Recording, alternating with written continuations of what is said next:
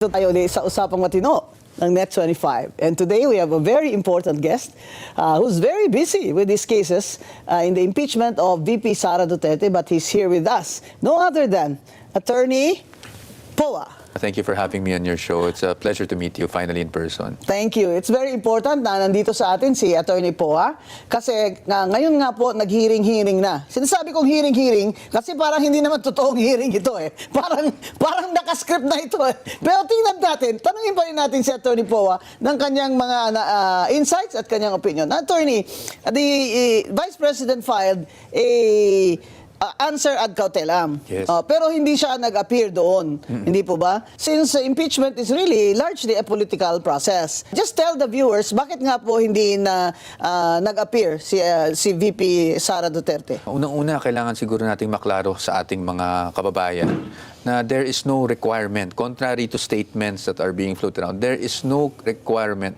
for a respondent to appear personally dito sa ginagawang pagdinig sa Committee on Justice. Pangalawa, we submitted a letter day before the committee hearings, that was, if I believe, March 23 at 22, I think.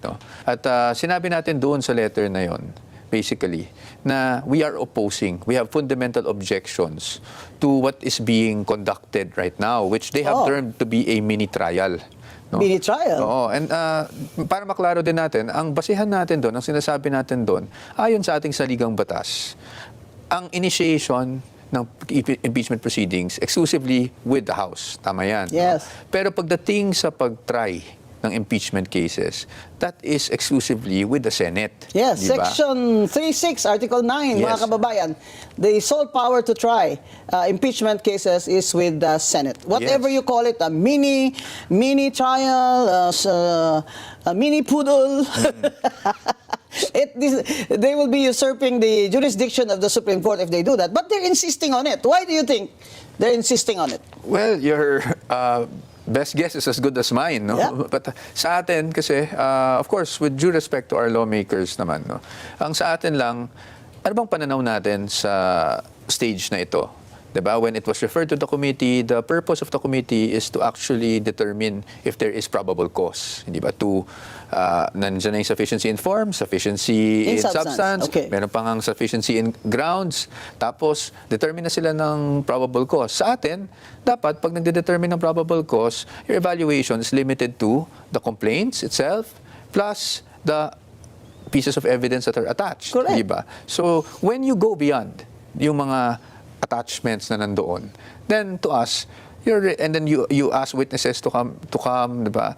Clarificatory lang daw. Pero kung clarificatory, bakit naman pati yung mga pieces of evidence na hindi naka-attach, ngayon pinapasabi na. Kagaya ng SALN. Gusto ni Terry Ridon ipakita someone ang isabpina ang SALN, which Congressman Rufus Rodriguez is objecting to. Yes, we heard the exchange actually, no. Again, with due respect to our lawmakers, position lang naman namin ang aming inilalahad. In fact, the Supreme Court was very clear. An impeachable offense is offense committed while the impeachable officer is in office, hindi ba? Yes. Now we're asking for SALNs from way back, I don't know, When she was mayor. 2007, 2010. So, hindi na kasi yan kasama sa usapin ng impeachment. But was that alleged? Is there an allegation there that refers to the SALN? Well, actually, there's an allegation of unexplained wealth. What did they say? What year? To be fair to them, meron dun, I think it's a third complaint, sinabi doon na from 2007 to 2017, if I'm not mistaken, lumaki daw yung assets. That's why ang una namin sinasabi, walang ultimate facts. Kasi you have the 2007 SALN, and then niluka to 2017 SALN, lumaki, biglang... But that's 18 years. Yes, that's 18 years, and biglang may unexplained wealth na. I think that's really a sweeping conclusion of law and fact without That's basis. why Rufus Rodriguez calls it a fishing expedition. Precisely, and that's why the Vice President also felt that for a third time, she's being subjected to a fishing expedition, precisely because, hindi naman, unang-una, how did they make the allegation if they didn't have the SALNs pala in the first place? Now, the Supreme Court, in the first impeachment case, emphasized the due process requirement at every step of the impeachment process. Yes. Right? Itong ginagawa nila ngayon, I think one of your arguments is that they're violating the right to due process of the Vice President. Yes, from the get-go, dun pa lang sa aming answer ad cautelam, we already raised the issue of due process, specifically on what we perceive to have been the application of double standards between the impeachment complaints against the President and the impeachment complaints against the Vice President. Di ba? Kasi sabi natin doon, we are not questioning, and I need to clarify this, we are not questioning the standards because we admit that in terms of standards, that's within the wisdom of the House and this time the committee, no? But when you lay down a standard and then impose a different kind of standard on equally situated officials, then there is double standard. Yan ang sinasabi natin. And that is a violation of due process. Yes, and also there have been comments. Again, we respect the views, no? But at least we have to defend our side. There have been comments that she has 16 lawyers. She was given the opportunity to file her answer, so due process has been satisfied. I think that's an oversimplification. Yes, because as Congressman Paulo Marcoleta said, sinabi ni Kong Paulo na ang due process requirement, ang kailangan, bawat ground ay sinusuri. Kunyari, may ground sila ng bribery. Isusuriin ng committee. O sa ground ng bribery, meron bang sufficiency in substance? Sa ground ng graft and corruption, meron bang sufficiency? Hindi eh. Dahil ang ginawa lang nila, binasa lang nila lahat yun. At sinabi nila, sufficient ito in substance. Oo, and also when you say, yun nga, recital of facts, no? Yun din yung ano namin eh. Wala namang ultimate facts eh. For example, they said the Vice President committed plunder. No? Alam naman natin, may elements ang krimen na plunder. You are a public officer, amount is 50 million and above, and then lastly, and this is the most important part, there is amassing, acquiring, diba, appropriating ill-gotten wealth. For example, ngayon, dun sa allegation, sabi nila, may confidential funds. That's elephant in the room. Confidential funds, hindi ba? May confidential funds. Dinisburse ang confidential funds.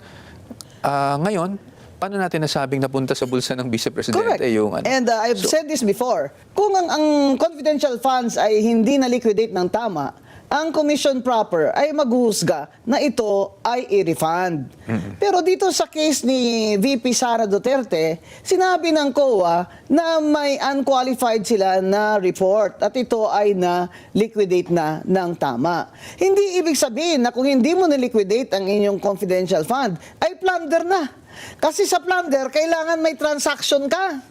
May transaction ka na ikaw ang may control. Yung problema, wala namang nagbibigay ng ganyang opinion sa ating mga congressman dahil wala namang iniisa sa kanila dyan dating COA commissioner. At hindi naman sila dahil hindi naman sila magtatawag ng experts. So ngayon, ang tinasabi nila, sila na lang ang magsusuri. Kaya sinasabi ni Luistro na gagawa sila ng mini trial.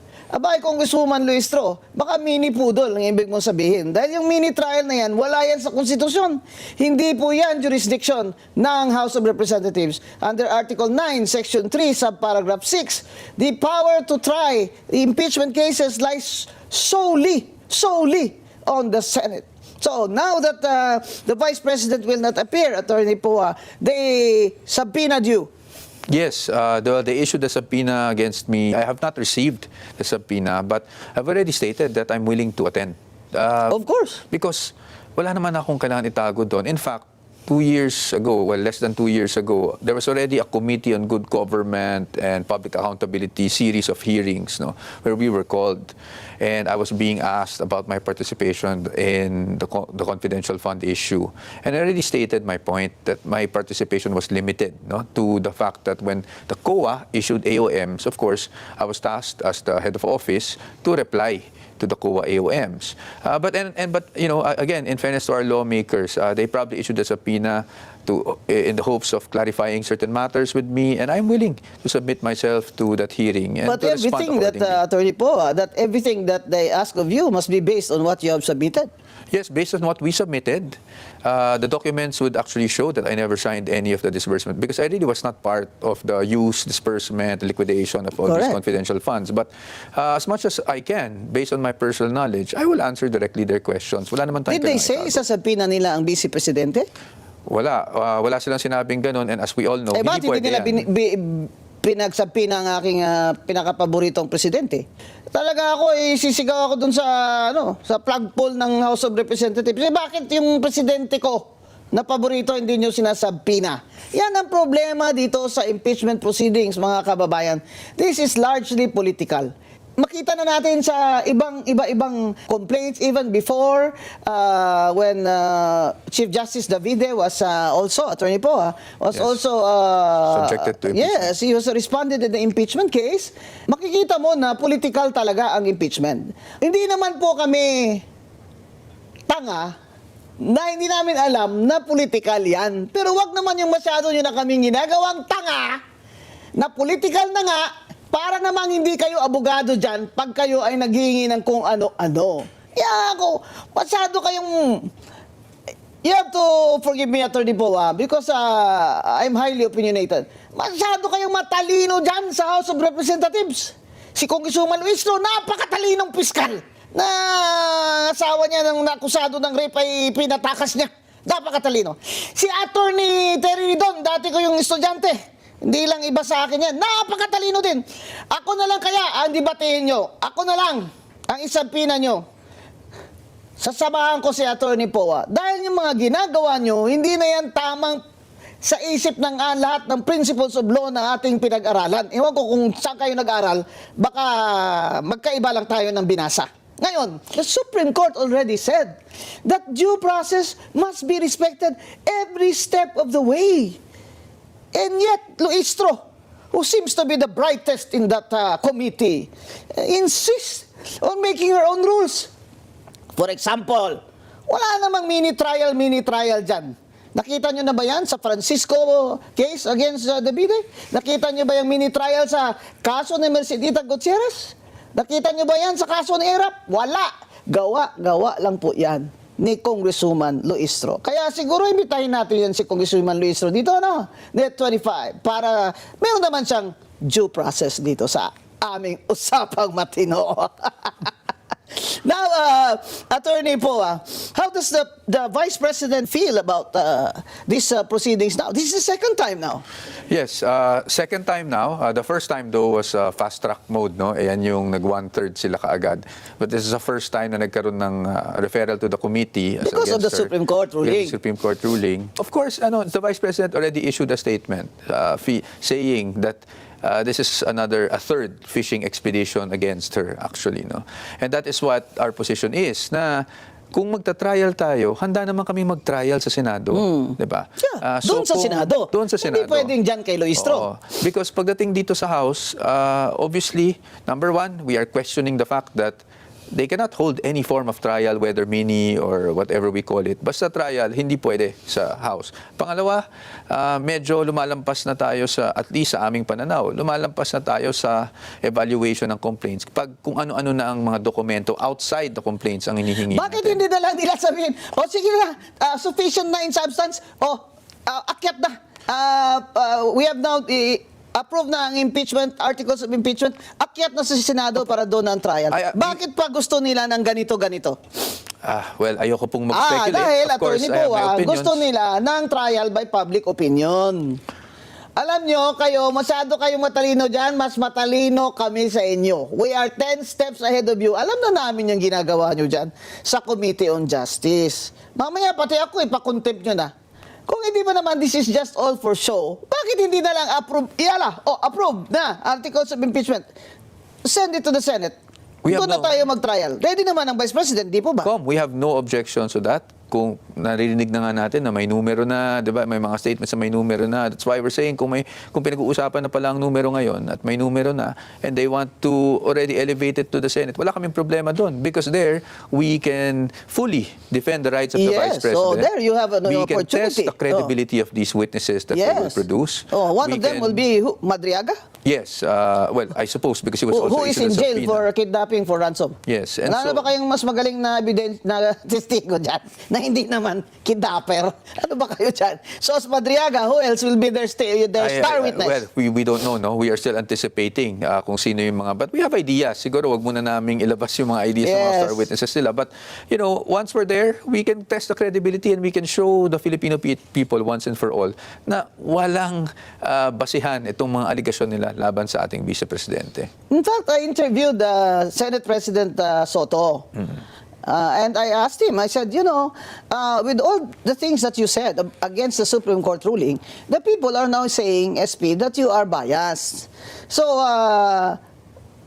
mahirap po yan na kayo pa rin ang presiding dyan and people do not trust that you'll be fair. Ang sinabi niya, ito ang sinagot niya talaga, kung ako lang, if it were up to me, masyado na it takes too much of our time, this impeachment. 2 taon na lang. Pero kung pupunta yan sa Senado, ay gagawin ko ang tungkulin ko. So, sinasabi ng Senate President, gagawin niya ang tungkulin niya, iakyat niyo na ang articles of impeachment para naman may fairness ang Vice President ay merong may opportunity naman to defend herself. Opo. Well, I just need to state this for the record, no, because again, we're really on the the legal side lang. We do not dwell into the political, but we have always given the benefit of the doubt to the Senate President, to the Senate as that will be sitting as senator judges. We also are giving up the benefit of the doubt even to the Committee of Justice members. That's why itong ginawa naming objection dito sa ginagawa nilang mini trial, ito ay ibinigay muna namin sa kanila, inilahad namin sa kanila. We were trying to explain our side. Now, if that offended some of our lawmakers, we really regret that because it's not our intention to offend anyone.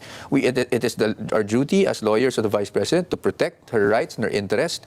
And if we see that there are infirmities in the process, it's also our duty to bring these matters up and tell them that we have objections, serious objections, fundamental objections to the conduct of a so-called mini trial within the House. No? Now, sabi nyo nga, kung okay sa amin iakyat, definitely. We have been ready since last year. During the first round of impeachments, despite filing that petition with the Supreme Court, as we all know, it's always 50-50, diba? So, we were ready to go into a full-blown trial. But now, in the Senate, hindi na sila advantage kasi they need 2/3 or 16 votes. They need 16 votes. JV Ejercito, Senator Ejercito told me that sinabi niya na he is not in favor of that. Daming problema, lalo na ngayon, may gera. So, yung 15 nila, sa majority, nabawasan na sila ng isa, so 14. Ang sinasabi naman ng iba dyan, paano po yan pag si Senator Bato ay hindi po boboto? Abay, kahit hindi siya bumoto, kailangan pa rin nila ng 16 votes. Yes, you see? That's correct. Mga kababayan, bakit para ano pa ito? Para ano pa ito na ginagawa nila, na alam naman nila doon pag-akyat, matatalo rin sila. Bakit? Dahil gusto nila masira ang reputasyon ni Vice President Sara Duterte. At ito lang po ang isa sa pinakamatinding argumento ko talaga against that impeachment process. You're wasting our money. Kayong mga congressman at congresswomen kayo na matatalino, you're wasting taxpayers' money and you're wasting the time of the Congress. May gera na. Kulang na tayo sa langis. Ang krudo, 140 pesos. Ano? Ang jeepney driver, 200 pesos na lang ang neto. Take home, dati tigwa 1,000. Ayaw na magsakay yung mga joyride. Dati 60, ngayon 66 na. May gera na, may digmaan na. Kayo, impeachment pa rin kayo. Wala kayong mga, compassion sa mga Pilipino. Ito pa, ano ba itong balita ko na magpapadala ng Japan ng 1,000 troops dito sa Pilipinas? Siyempre, meron tayong EDCA eh. Ayan, President BBM. Sige, sagutin mo yan. At ano itong narinig ko? Na ang China ay nagpapadala na ngayon ng troops near Taiwan. Now, ayan, Tariela, sagutin mo rin yan dahil ako, gusto ko, mauna ka doon, Tariela, magpakahiro ka. Mga kababayan, eto na, digmaan, inflation, napakataas, hoarding, ultimo, bigas, wala kang mabiling bigas dun sa mga, of course, mga high-end na, na grocery, Ang mga tao, nag-hoarding ang mayayaman, ang walang pera, paano? Saan mo iaayuda yan? Ito ang sinasabi ko, impeachment kayo ng impeachment.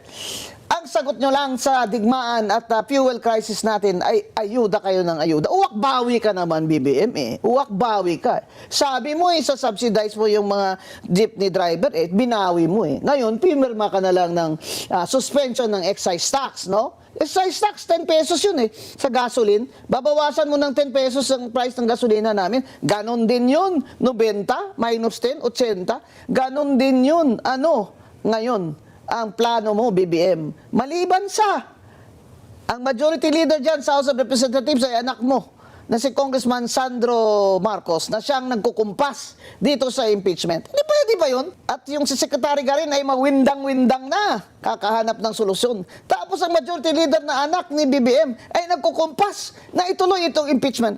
Bakit? Wala na ba kayong ibang magawa dyan? Kaya, mga kababayan, ito po ang relasyon ng politika sa ating ekonomiya. Nadagdagan lang po talaga tayo ng problema ngayon na hindi masolve ni BBM dahil ito'y digmaan na ang disaster sa atin ay tayo lang ang bansa sa buong mundo na nag-declare ang ating presidente ng energy emergency crisis. Kaya ngayon, tayo na naman ang talk of the world dahil dito sa ginawa nilang walang paghahanda. Ngayon, si Attorney Poa, tanungin natin ng kanilang paghahanda sa trial. Kumusta naman po ang paghahanda niyo, Attorney, para sa trial sa Senate? I can say handang-handa na po tayo dahil last year pa nga we were already preparing. Alam naman natin kahit na nung nanalo tayo sa Supreme Court ay magkakaroon ng pangalawang round. In fact, even if malampasan natin to, hindi malayong magkaroon ng third round dahil talaga namang may mga sektor na gusto talagang ma-impeach ang ating Vice Presidente. So, I can say handang-handa na po tayo. We are ready to show our evidence. We are ready to show our witnesses sa tamang forum. Yun lang ang hinihiling namin, sa tamang forum, which is at the Senate level. At doon, we are confident na mapapakita talaga natin na walang katotohanan yung mga paratang laban sa ating Vice Presidente, na kasinungalingan yung mga witnesses, walang kredibilidad yung mga witnesses na inalalabas sila laban sa ating Vice Presidente. And hopefully at the end of the day, hindi lang ang senator judges, pero ang taong bayan mismo ang makita kung ano ba talaga ang agenda behind all these impeachment complaints against the Vice Are you President. thinking of going to the Supreme Court because of this mini trial, mini poodle in the House of Reps? Alam mo, hindi ako magsisinungaling. I won't deny that. That is definitely on the table. Yes. That is a possibility. If I were you, I would do the same. Diba? Nandyan yan. Kung sa atin naman, we had to at least give the Committee on Justice the respect of telling them ourselves kung ano ang problema natin dito sa nangyayari sa mga proceedings, to at least state on the record our objections. Now, kung hindi tayo pakikinggan, of course, that remedy is always there. And the lawyers, us as a team, we are exploring all remedies possible, and the Supreme Court is always a possibility. It's always one of the options.